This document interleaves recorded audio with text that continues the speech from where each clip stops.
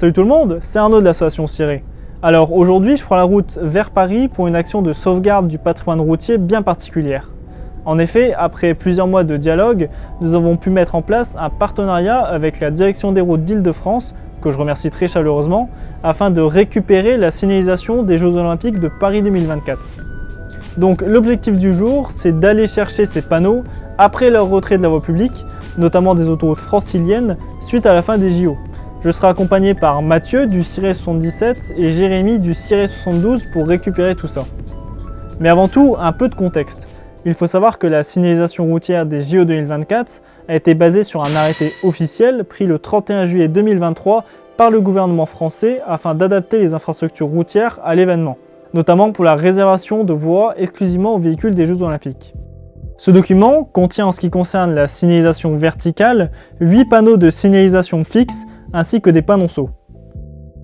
Il y a avant tout de la signalisation d'information en approche de la voie réservée, une version avec panneau fond bleu pour la signalisation fixe, et une version avec fond noir pour la signalisation dynamique sur afficheur LED.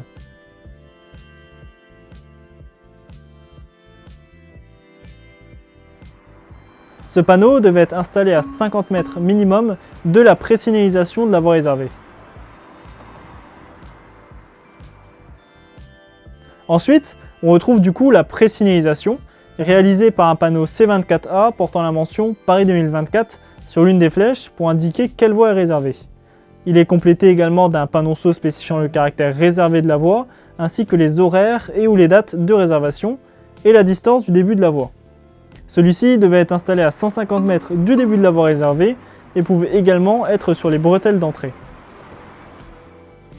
Pour signaler le début de la voie réservée, c'est un panneau de position type C50 ayant pour mention Paris 2024 qui prend place. Ce panneau avait également pour accompagnement un panonceau M3A ou M3D, si installation au-dessus de la voie, ainsi que le panonceau véhicule autorisé et le panonceau M11B si nécessaire pour afficher les horaires de réservation ou les dates. Il devait être placé sur l'accotement longeant la voie réservée ou au-dessus de celle-ci. Il était aussi répété tous les kilomètres sur la longueur de la voie réservée. Lors de la fin de la voie réservée, c'est un panneau C50 similaire à celui de début de voie, avec pour seule différence de porter une barre rouge indiquant la fin de la réservation. Celui-ci prenait place en accotement ou au-dessus des voies. Pour finir, il y a également les panneaux de jalonnement pour indiquer un changement dans la voie réservée, notamment un passage de voie réservée à droite à une voie réservée à gauche de la chaussée.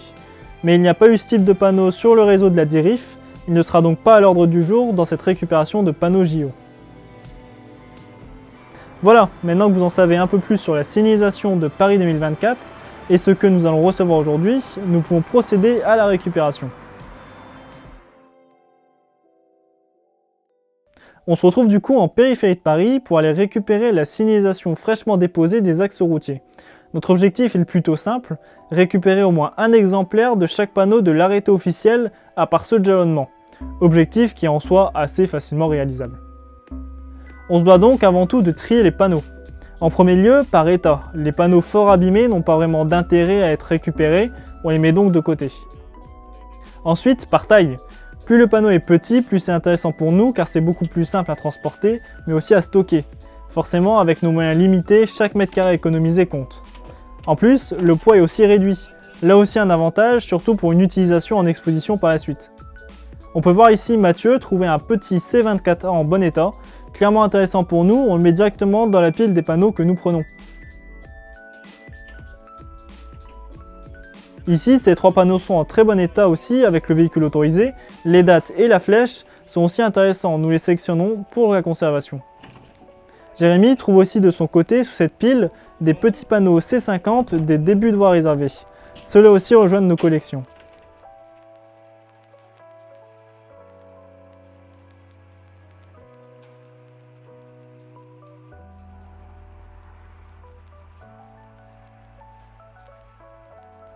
On peut voir déjà ici nos premières trouvailles avec ce magnifique panneau d'information en petit format, très pratique surtout pour nous en expo.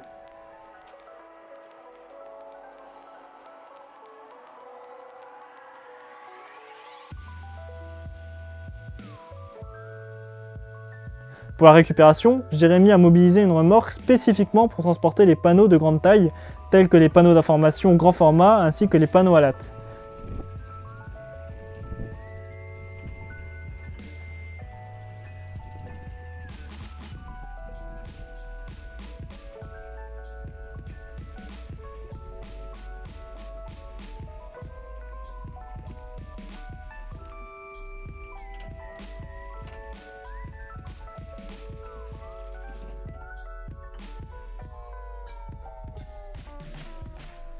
Ces panneaux sont composés justement de multiples lattes, comme du parquet en bois, qui une fois assemblés donnent un panneau de plusieurs mètres de haut. C'est le principe utilisé notamment pour la signalisation autoroutière afin de faciliter le transport et la pose. Vous pouvez constater ici la taille en comparaison à ma chaussure. Par manque de place, nous ne pourrons sauver qu'un seul panneau d'information à latte. C'est Jérémy qui le prend en charge, pendant que nous nous concentrons sur les panneaux de moyenne et petite taille. Au final, après plusieurs heures de tri et de remplissage des véhicules, nous reprenons enfin la route vers nos villes respectives pour aller stocker tout ça dans les locaux des antennes. De mon côté, j'arrive en début de soirée afin de tout décharger dans mon local de stockage.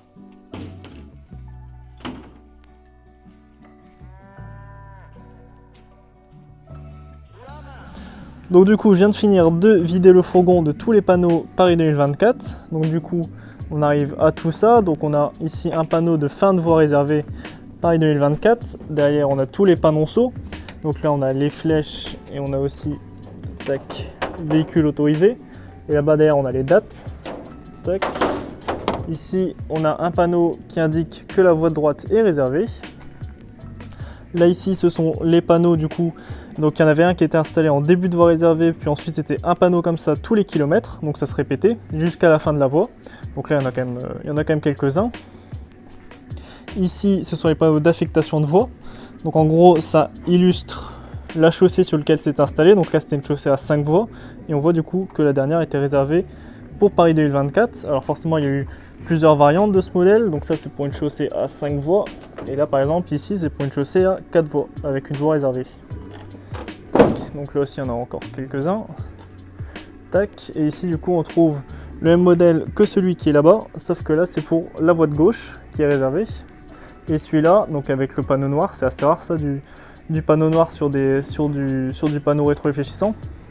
Et du coup ça c'était pour les panneaux notamment PMV, donc qui affichent des panneaux à message variable. Et donc ça c'était si le panneau était allumé, la voie de gauche était réservée. Donc voilà, ça fait quand même une bonne vingtaine de panneaux. Et donc avec tout ça au moins c'est préservé. Donc maintenant ça va aller là-dedans, dans le lieu de stockage. Il va falloir que je trouve de la place. Ça devrait le faire normalement, je vais ranger un peu et ça devrait passer. Puis voilà, ça c'est fait.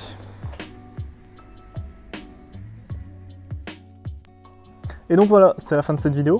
Alors moi du coup je suis très content de ce qu'on a fait aujourd'hui, parce que du coup on a pu préserver ces panneaux. Parce que les JO globalement en France, les JO d'été en France, je suis pas sûr qu'on verra ça de notre vivant. Et donc tous les panneaux qu'on a là, il n'en aura pas de nouveaux des futurs, genre des Paris 2030, 2050, je pense pas qu'on en aura d'autres de notre vivant. Donc au moins ces panneaux là, ils sont préservés, vu qu'ils seront jamais réinstallés et qu'ils seront jamais refabriqués. Et surtout que ce sont les panneaux authentiques qui ont servi durant les JO, pour de vrai. Donc ça c'est fait. On a au moins un exemplaire de chaque, on a même plus qu'un exemplaire de chaque, mais après les panneaux qu'on a en trop, eux, vont être redistribués aux autres membres de l'association qui n'ont pas pu venir les chercher avec nous, vu qu'il n'y a que Jérémy et Mathieu qui ont pu se déplacer avec moi pour aller récupérer tout ça.